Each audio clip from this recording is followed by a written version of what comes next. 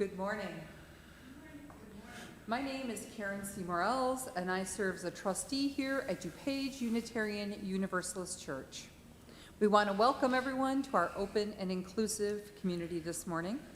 As Unitarian Universalists, we hold that there are many spiritual paths to truth and meaning, and we pledge to support one another as we explore these paths. We are so glad you were able to find us and join us for our live streamed service today. Please check the church website at DuPageUUChurch.org for updates. If you search under DuPage UU Church on Facebook, you will find a number of ways to be in community with us as well. I want to thank everyone for joining us at our online annual meeting last weekend. We had, as of this morning, exactly 100 individuals cast votes, and a similar number zoomed into the meeting. Quorum was easily met, and barring a few official tasks where we confirm membership, it does appear that the budget, the ministerial search slate, and the slate for elected positions have all passed with a wide margin. Our thanks to everyone willing to serve our beloved community. And now, against all the rules, I'm going to do one more announcement on the fly. Today, I know, today after the service, there's a virtual coffee hour. And I believe they can find information on that. Will you guys run the slides again after the service? Thank you. They'll run the slides with information on that again after the service so you can see how to get on there. It's also available on the church website.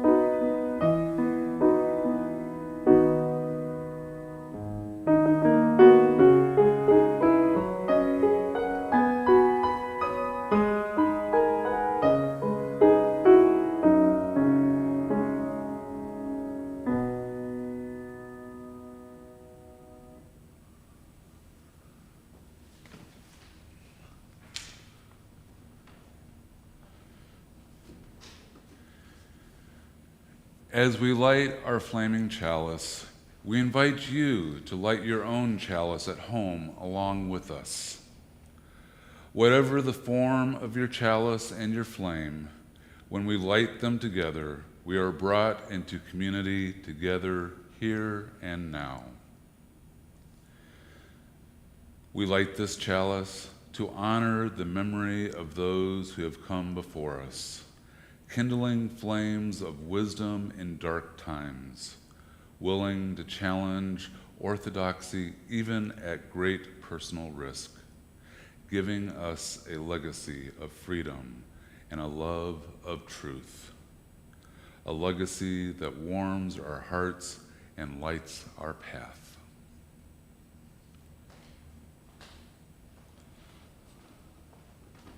Good morning, friends and family, beloved community. My name is Kat Gelder. I am the chair of the Sunday Services Committee here at DuPage Unitarian Universalist Church, and my pronouns are she, her. Welcome. I am so glad to be here with you today.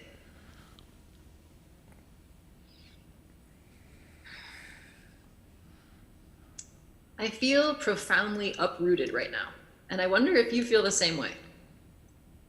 My habits and routines have changed dramatically. Some are now even forbidden, like gathering with friends for game nights or taking my son to the library. And even our public justice system is shifting in response to much needed protests across the globe. It is a time of upheaval. I want to cling to some rock of certainty, but I find only loose soil between my fingers. And it worries me, until I realized that no tree ever sprang from a stone. This turbulent soil, which threatens to wash away at any moment or blow away in the wind, is fertile and promising. The only question is, what will we grow in it? Let us pause today to consider the roots that have nourished us thus far on our journey, and consider what new growth we will nurture in the coming days.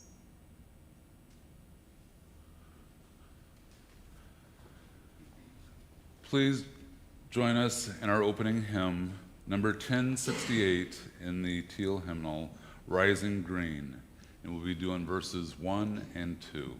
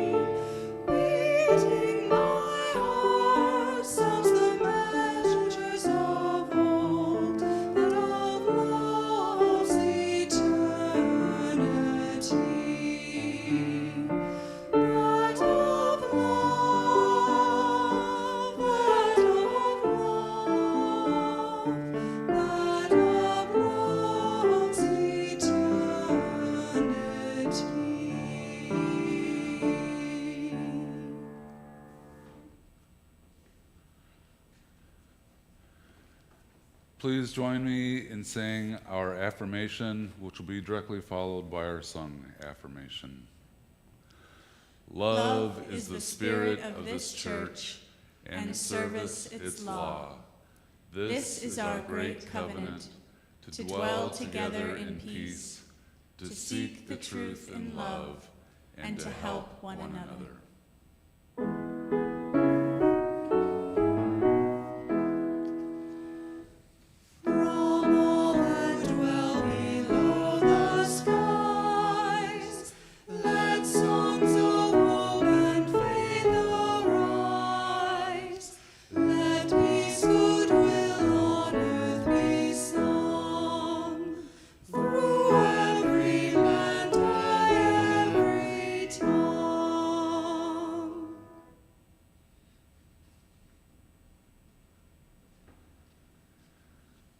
It is time to gather, and today I have a story about a young girl that wanted to celebrate her family's story. The book is titled Milo's Museum, written by Zetta Elliott. Milo woke up feeling excited. Today her class was going to the museum. Mommy and Daddy had to work, but Papa went along as a chaperone. When they reached the museum, Milo's teacher told the class that their tour guide was called a docent. A docent is a person who teaches us about what's inside the museum, Miss Lou explained. The docent was a white-haired woman named Anne, and she led the children from room to room, stopping to tell them interesting things about certain sculptures and paintings. Once the tour was over, Miss Lou gave the children some time to explore the museum on their own. Milo held her grandfather's hand as they wandered through the rooms together. She stopped in front of a giant mirror and looked at her reflection. Milo could see her classmates admiring the works of art. She likes most of the art too, but something didn't feel right. Milo tugged at her grandfather's hand. "What are museums for, Papa?" "Well," he said, "museums hold all the objects that people feel are valuable or important, things from long ago and from today. Does that answer your question?" Milo nodded to show Papa she understood, but she still felt funny inside. When they got home, Milo sat on the front porch and watched her world go by. She waved at neighbors as they walked along the sidewalk and nodded her head to the beat when a car drove down the street blasting rap music. Milo hummed along as the ice cream truck circled the block, trailed by laughing kids clutching dollar bills. So many faces, sounds, and stories made up her world, but none of it was at the museum. Milo frowned. "Feeling funky, Milo?" Milo jumped up and ran to give her Aunt Vashti a hug. They sat down on the porch steps, but Milo didn't say a word until her aunt nudged her and asked, "Why so glum, chum?" "We aren't in the museum," Milo said quietly. "I want to know why." Aunt Vashti took a deep breath and held Milo's hand in her own. "Every museum has a curator," she told Milo. "The curator decides what goes inside the museum." "What about us?" asked Milo. "Don't we get a say?" "We vote with our feet," said Aunt Vashti. "We go see the exhibits that mean the most to us. Those magnificent mummies we saw last year were borrowed from another museum in Cairo." "I remember," said Milo. "But we shouldn't have to wait for a special exhibit to see ourselves in the museum." "You're right," said Aunt Vashti. She put her arm around Milo's shoulder and gave her niece a squeeze. "So, what are you going to do about it?" "Me?" Milo said with surprise. "What can I do?" "You could try writing a letter to the curator," Aunt Vashti suggested. "Or," Milo saw a sparkle in her aunt's brown eyes. "Or what?" "You could make your own museum," Aunt Vashti replied. Then she kissed the top of Milo's head and went inside. Milo sat on the porch steps and thought about what Papa had said. Museums hold all the things that people feel are valuable or important. Milo dashed upstairs to her bedroom, and she took out her journal and made a list. Then she went downstairs and set the table for dinner. "Why are you giggling?" Mommy asked. "Did you have some fun at the museum today?" asked Daddy. Milo nodded, but didn't say a word. Aunt Vashti winked at her, and Milo winked back. The next day, Milo took her suitcase out of the closet, and she carefully packed her items inside and went out to the backyard. "Running away from home?" Nana teased from the porch. "Wait and see," said Milo. And Milo pulled her suitcase across the grass and stopped at her playhouse. What should she do first? Milo thought about her class trip the day before, and she took off her book bag and pulled out her journal. With a purple marker, she wrote, "Milo's Museum," and Milo tore the sheet of paper out of her journal and taped it above her playhouse. When that was done, Milo unzipped her suitcase. Her playhouse didn't have any glass cases or velvet ropes, but Milo set up her exhibit as best as she could. When she was ready, she gave her first tour. Milo asked everyone in her family to come outside. "Welcome to my museum," she told them with a proud smile. "I'm Milo, your curator and docent." "You're allowed to touch things in my museum," she said. "Just be careful." Nana and Papa were the first to take Milo's tour. "These baby booties were knitted by my great-grandma Sally," said Milo. "She was born down south where it's warm, but it gets cold here in Philly, so she knitted some mittens too." And Papa picked up the red leather box. "Tell me about this," he said, even though he already knew the story. "That belonged to my great-great-grandpa Jack," Milo told him. "He fought in France during World War I and was so brave they gave him that medal. It's called the Croix de Guerre." Milo wasn't sure she said that right, so she added, "That means Cross of War." Milo's parents came in next, and she handed a framed photograph to her mother and said, "This is a picture that was taken at last summer's block party. You and Daddy slow danced in the middle of the street." And Milo giggled and held out her arm. "I still have one of the bracelets we made on Nessa's stoop." Then she turned to her father. "This is a statue of Isis that I got at the other museum. She was a goddess in Egypt a long time ago. Aunt Vashti says Isis looks a bit like me." Daddy kissed Milo's cheek and said, "Auntie's right." Aunt Vashti came in last. Milo held up a carved Christmas tree ornament. "My Uncle Rod sent this from Germany," she explained. And Milo pointed to the brown-skinned man wearing a jeweled crown. "That's Balthazar, one of the three kings." Aunt Vashti nodded before pointing at something else on the wall. "What's that?" she asked. "This is the jersey I wear when I play softball," Milo told her. "My team has never won a trophy, but we still play hard and have fun." Aunt Vashti gave Milo a hug.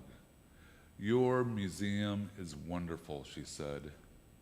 By the time Milo finished giving a tour to everyone in her family, several of her neighbors had come into the yard. 2 of her classmates were already standing in line, eager to see Milo's exhibit. "It's so cool that we have a museum right here in our neighborhood," Mallory exclaimed. "I want to open my own museum too," said Hector.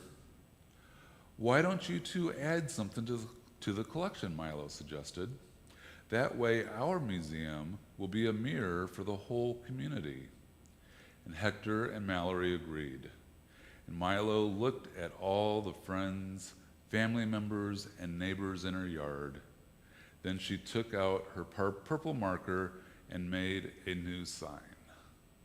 The People's Museum, the end. So here's your chance to be like Milo and curate your own exhibit by following these 3 steps like Milo did. Make a list of the things that tell a story about who you are and what are your prized possessions. What objects reveal your strengths? Have you ever won a trophy or a prize? And you can include items that you've loved when you were younger but have since outgrown. And then talk to your elders in your family, your parents, your grandparents, uncles, and aunts, and ask them to share photographs and heirlooms that tell a story about your family. Has your family ever migrated from one place to another? What objects help you celebrate your family's cultures? and find a space where you can display your precious objects and arrange them in a way that makes it easy for visitors to see and or touch them. Now think about the story you want to tell. And it doesn't just have to be the kids that do this. Adults, this could be something that you can do to have a memory of your own ancestors. Have you or your family members overcome any challenges? What makes you proud to be part of your family and or your community? Enjoy. I have spent a lot of time gardening during the pandemic. Mostly I have been weeding. At first, I thought it was therapeutic to have a problem that I could solve with my own two hands. But as the thistles come back again and again in the same patch of ground, it has started to have different meanings for me. About unfinished work and community and roots. I bet that most of us learned about roots in grade school or middle school. I even asked my 3-year-old son about roots to see what his response was. And he said, they're part of a plant in the dirt. Which summarizes concisely the important aspects of roots. They are an essential part of the plant, providing it with water and minerals. They hold plants tight to the ground so that they won't be easily pulled away by the wind or washed away by the rain. And they are also, as my son says, in the dirt, hidden from view, unless we work hard to find them.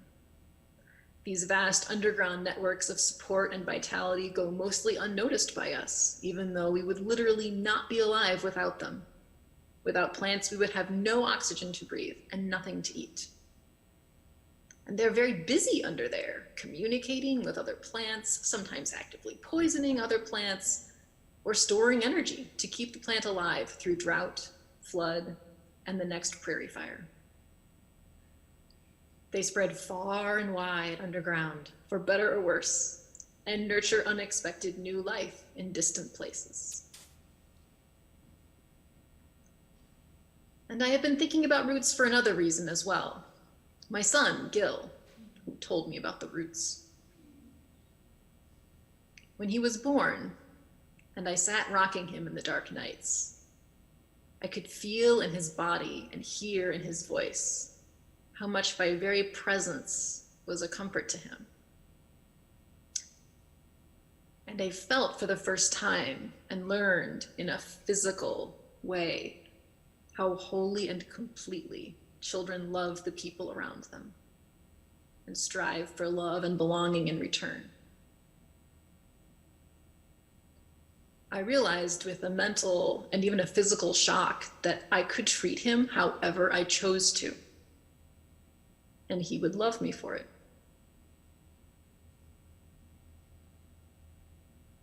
And that kind of power is terrifying. I have been working every day since then to be worthy of it.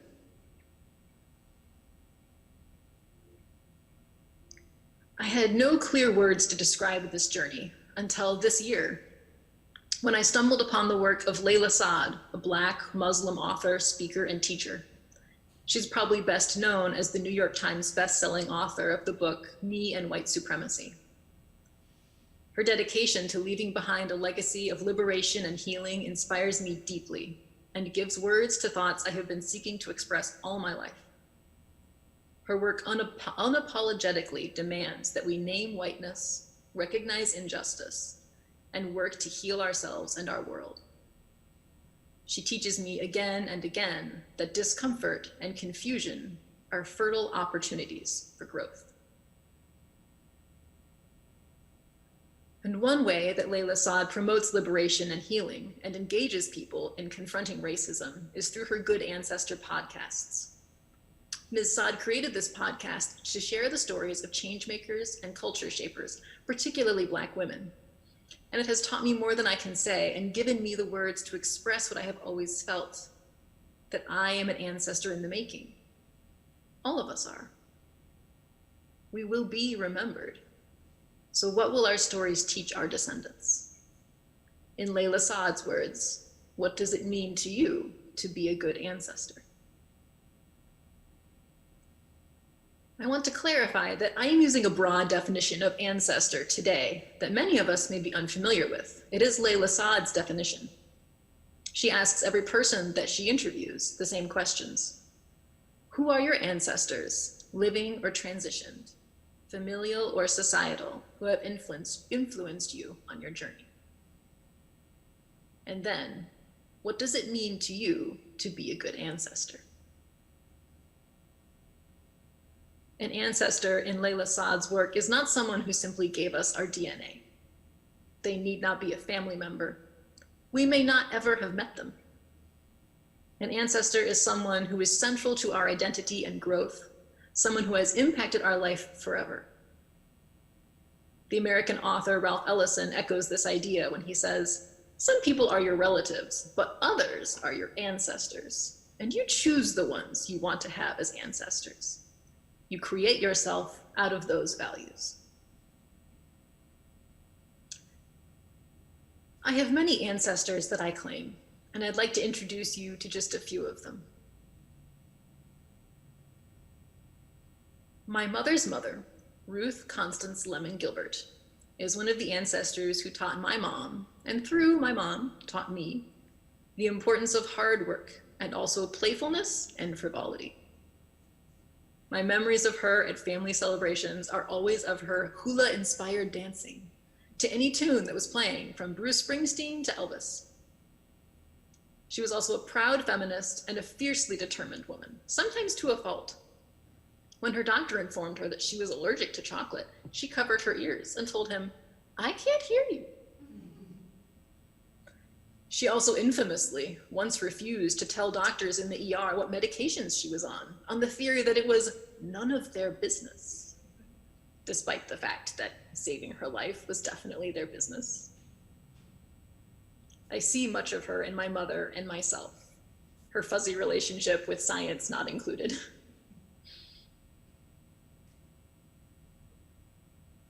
My great-aunt Letty Florence Lemon Bergstrom, my Grandma Ruth's sister, is another important ancestor in my life. Though she had no biological grandchildren, she treated my brother and I as her legacy, sending us presents and visiting us for important moments, like my brother's drama performances. She was the first Unitarian Universalist I ever met, and her interest in feminine spirituality was what got me interested in paganism and led me further down my spiritual path. She also had what my father called the most finely tuned BS detector, and she refused to be cowed in discussions of politics or religion. She was also gentle, patient, and kind to me and my brother. I remember being caught up once, unsure of what to get at a store. It seemed like a significant decision at the time. Choosing between two good options, as my mother will tell you, has always been hard for me. And Aunt Letty said patiently, "You don't have to choose right now." What she meant was, this choice will not last forever. It affects this moment, but you will have many choices later. Hold this one lightly.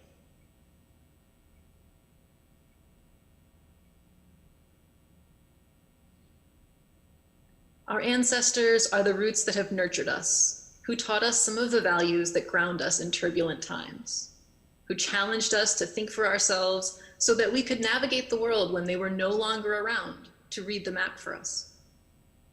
And our descendants are not just our biological or adopted children. We all have descendants who will remember our words and actions when we are no longer here. And so today and in the days to come, which promise to be no simpler than the last few months, I invite you to consider, who do you claim as ancestors, familial or societal, living or transitioned? When do you find yourself thinking about them? How do you honor them? And what have they taught you about being a good ancestor?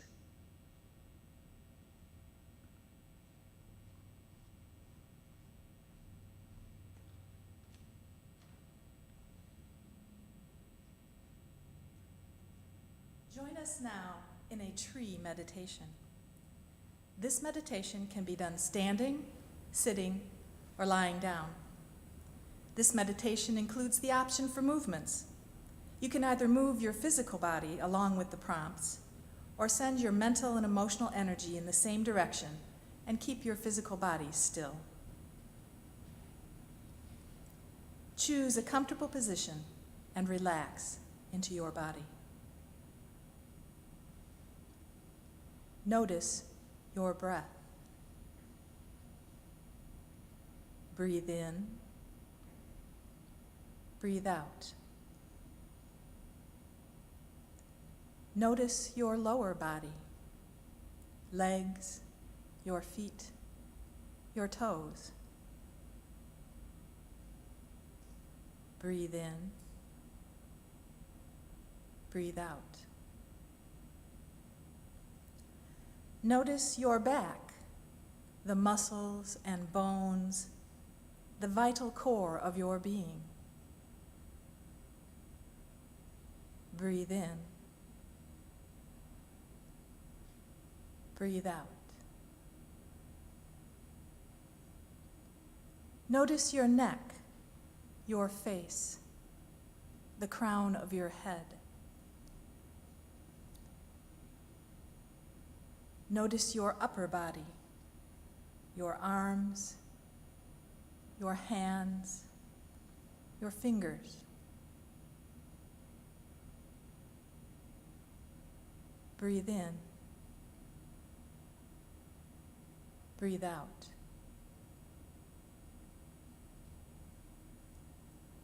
Centering deep within the still place of your heart chakra, ask this question. What kind of tree has the qualities which would be most helpful to me in my life?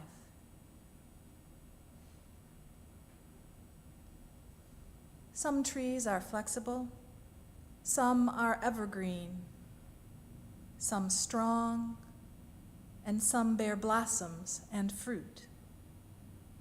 Some are ancient and wise.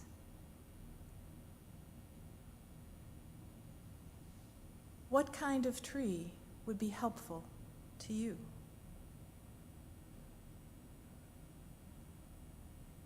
Then, from that same deep place within your heart, imagine that your body and aura is that kind of tree.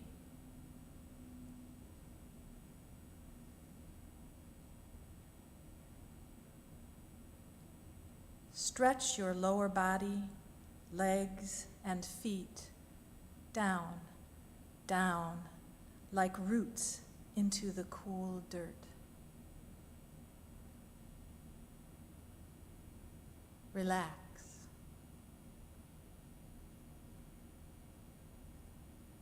Feel the strength of your back, the trunk of your tree, solid and comforting.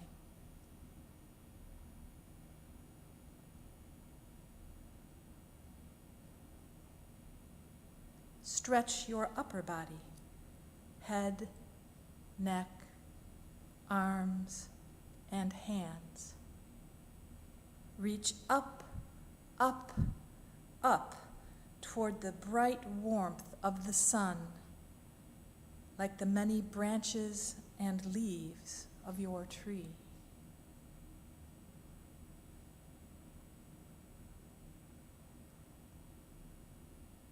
Relax. Continue to move as you feel comfortable. Feel your deep roots and high branches. Allow yourself to find nourishment from the source of life flowing through the earth and into your roots, trunk, and branches like sap.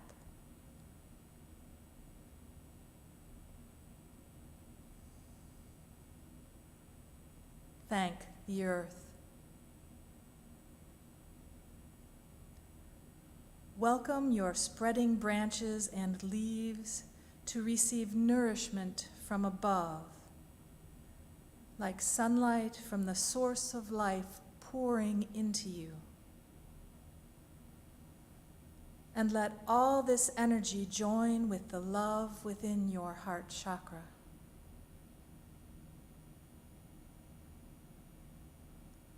Thank the sun and the wind and the rain. Imagine going through your days and nights nourished this way, and with the clear boundaries and protection that strong roots, trunk, and bark provide.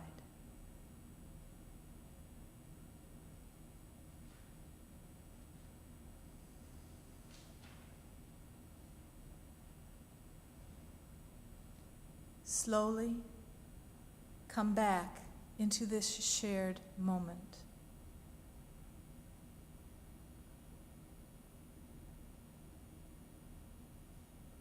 And now, thank your body for its wisdom.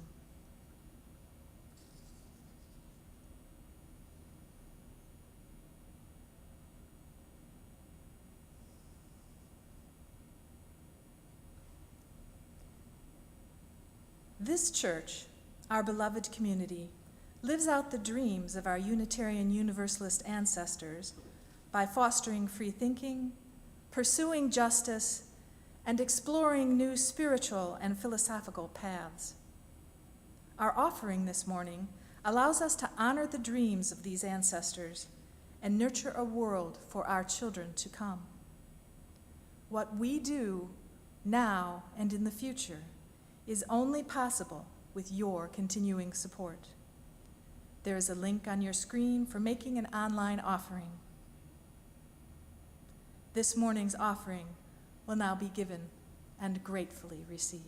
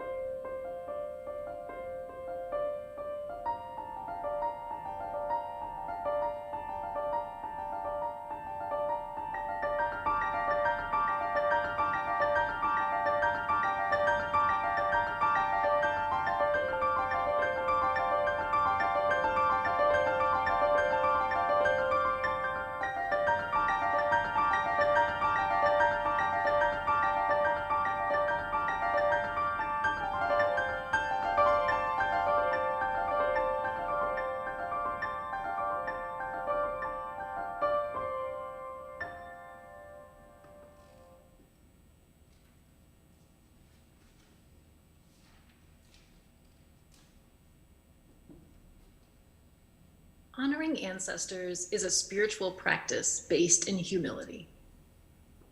To honor our ancestors emphasizes for us that no matter how hard we have worked, our work and our very existence are only possible through the work and love of others.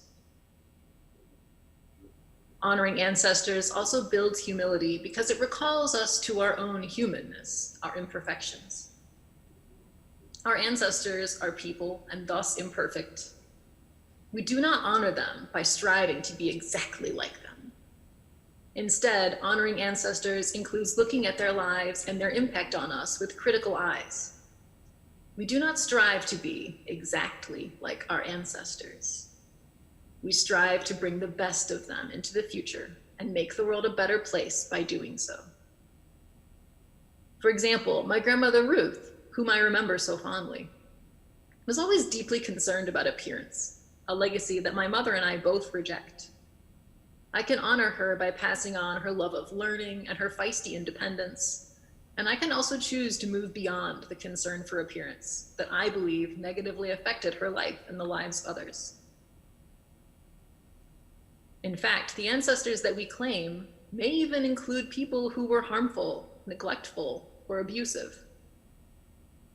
It is possible to recognize what they have contributed to our lives while also remembering the damage that they have done. However, we may or may not choose to claim them as ancestors because of the harm that their actions caused, and our decision may even change many times throughout our lives. They may be part of our roots, but only we can decide whether to claim them as an ancestor to honor and celebrate. For this is the difference that I see between ancestors and roots. As Ellison said, we claim our ancestors. Our roots, however, are like the roots of a plant. They affect us whether we like it or not, whether we claim them or not, whether we know about them or not. Some are poisonous, some are beneficial. Some are so strong and deep that it seems no amount of storm, drought, fire, or upheaval can possibly eradicate them, for better or worse. Roots in my life range from a family history of depression to generational poverty and generational wealth, to an emphasis on the importance of education. And even if I do not claim as ancestors my relatives who owned slaves, were members of the Ku Klux Klan, who participated in violently driving Native Americans off of their lands, even if I do not claim them, their actions have still impacted who I am today, the resources I have, and the opportunities that I have. Ignoring it does not make it untrue, and paying attention to it compels me to work for an equitable future for my children.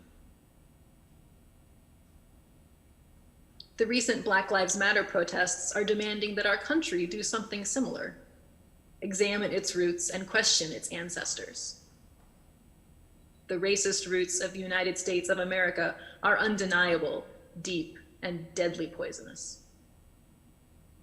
While we work to dig them up, we must examine them carefully, critically, so that what we grow in their place will sustain the garden of our community, not undermine it.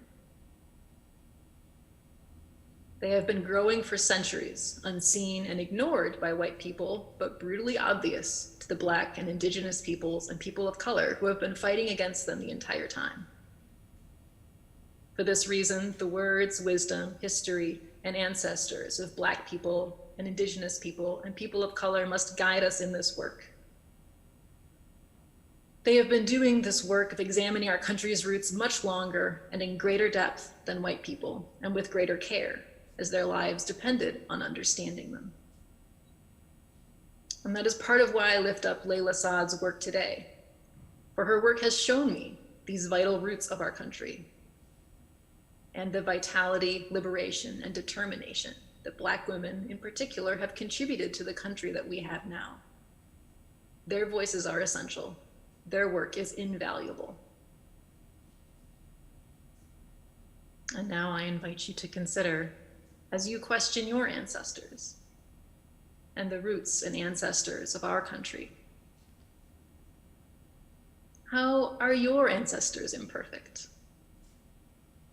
What roots have fed your growth? And how are they too imperfect? Who is deciding who our collective ancestors are? And who else should be making these decisions?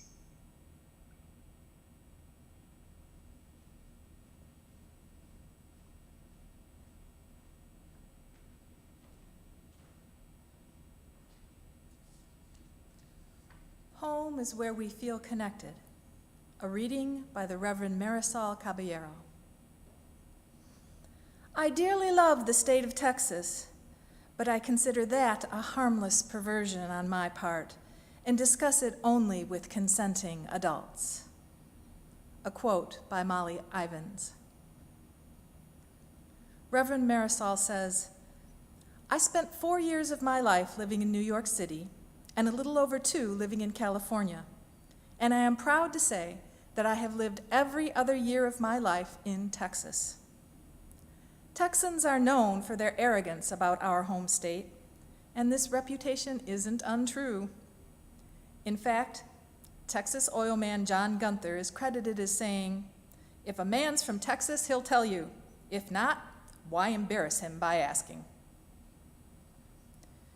As much as there is to love about the beauty of my ancestral land, its people, and its cultures, those unlucky souls not from here, especially those who live on the other 2 coasts, are baffled by such adoration.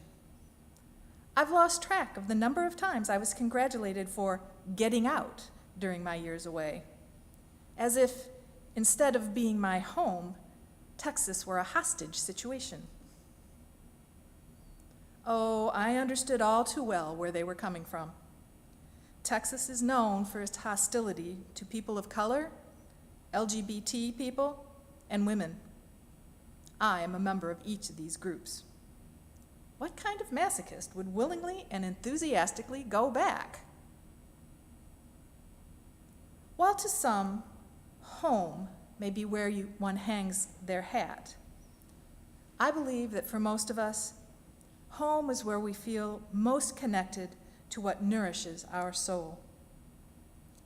There's so much about Texas that I despise and would love to change, but the same could be said of other places and spaces that feel like home, such as my alma mater, my faith communities, the cultural groups I am a member of, my family of origin, and others. We humans have both a natural desire and a spiritual need to feel connected and grow roots, even if those roots aren't necessarily tied to a geographical place. We need to feel part of a tribe. It's no coincidence that family and familiar have the same root. With any home or community, there comes a time when its flaws can no longer be ignored. In fact, this disillusion is part of growing up. Some will cut and run, seeking greener pastures. Do we not hear of moving to Canada from the losing party after every election? But soon enough, the vibrant colors of newness fade, and the complex realities of the new home emerge alongside its original novelty and beauty. The trick to remaining in love and connected with home becomes the same trick as remaining in love with any person, including, and maybe especially, ourselves. We find ways to actively engage with that which makes us proud, remain open to surprises, and work toward fixing that which disappoints us. Reverend Marisol prays, "That which brings lasting connection, bring me joy in each day's homecomings.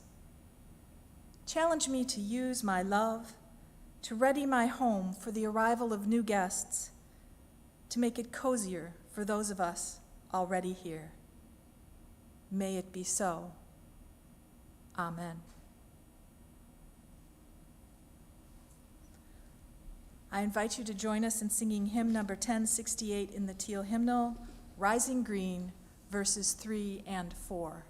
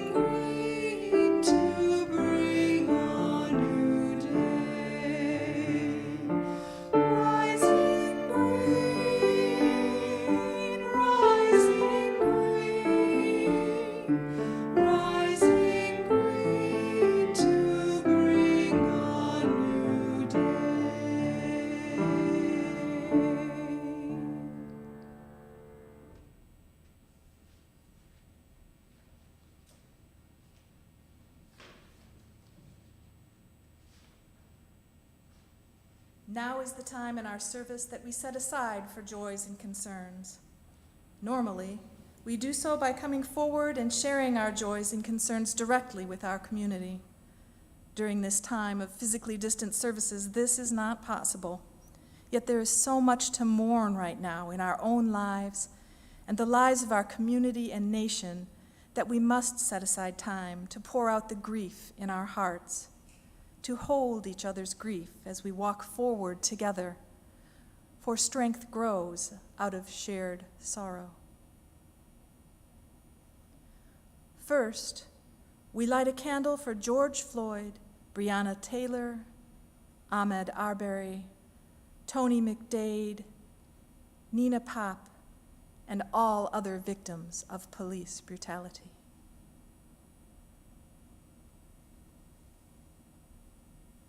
Second, we light a candle for those who have died in the COVID-19 pandemic.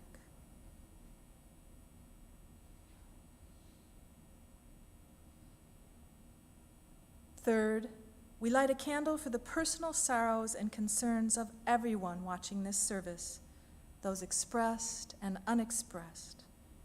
We share in your sorrow. You do not journey alone. And now, let us also pause to remember our joy.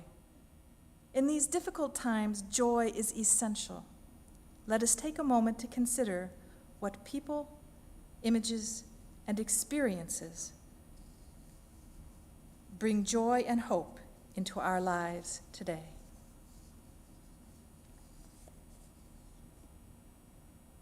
Thank you.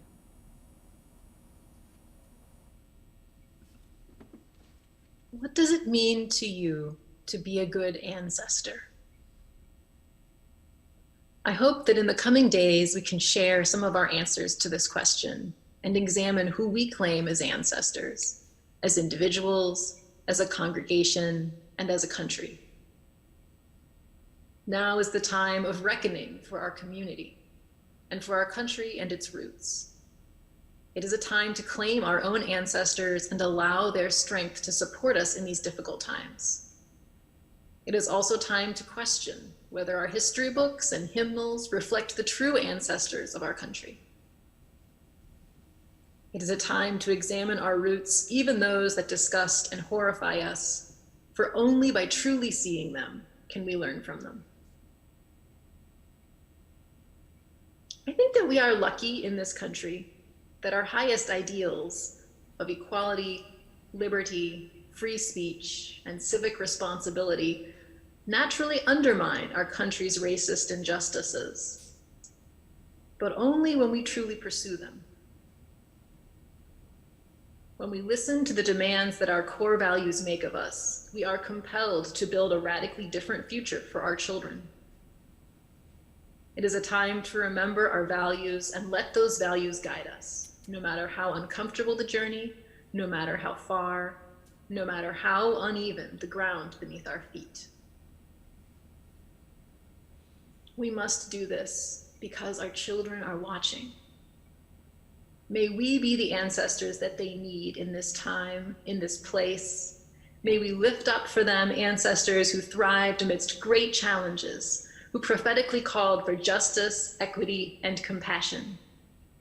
May we weed our garden well and till the soil mindfully and nurture a future where we recognize how much we need each other. For as Layla Saad's work reminds us, and as my mother and father taught me, we make this garden not for ourselves, but for all of our children.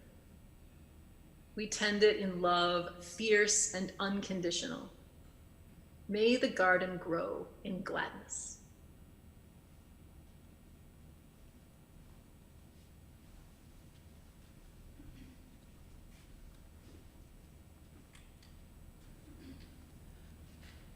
Please join us in singing hymn number 1000 in the Teal Hymnal, verses 1 and 3, Morning Has Come.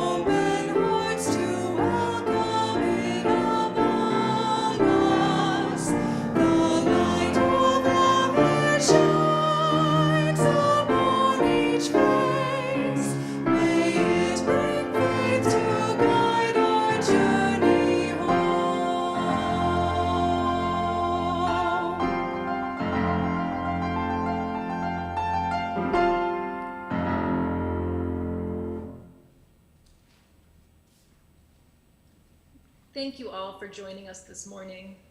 May you know strength in the coming days, strength from the ancestors before you, and strength to be a good ancestor for the world that we nurture tomorrow. Go in peace and grow in love.